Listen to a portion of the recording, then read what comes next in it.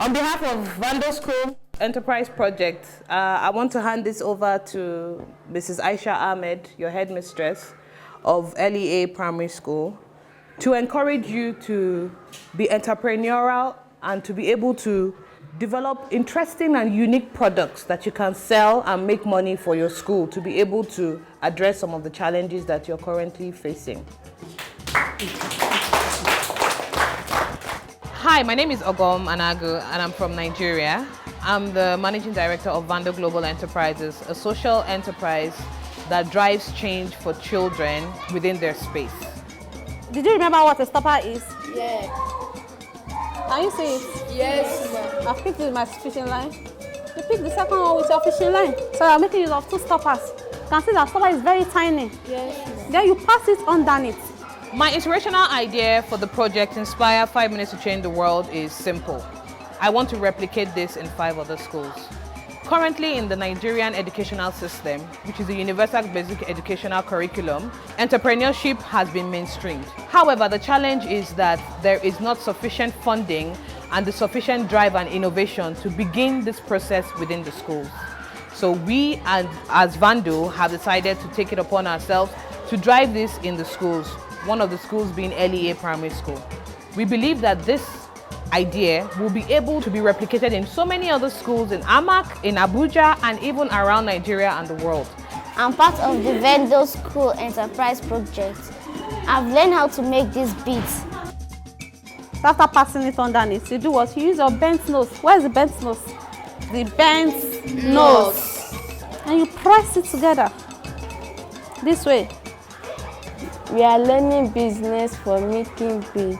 How to learn how to make a bead so we can sell it for our school shop. They've actually agreed that part of the funding and part of the profit they're going to get from their business will be channeled to a scholarship program to help children who cannot afford to pay their school fees. So we believe that if we can get other schools involved, we can be able to engage them at a very young age and teach them entrepreneurial and business skills that can help them to eradicate poverty in their families and in their various communities. We are here to make bead and sell it outside and in our school shops. Can you see it? Yes. It's not more round like this, but it's now flat. That's flattening up with the wire. Yes.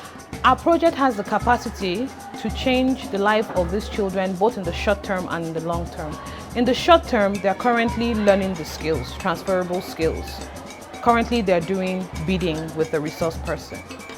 And in the long term, they'll be able to use these skills to make money because a lot of these children come from low-income families. Then you pass your hook again from underneath the hook, right? Yes, ma'am. It's not very flat, right? Then you do what? Pause. This is your bead.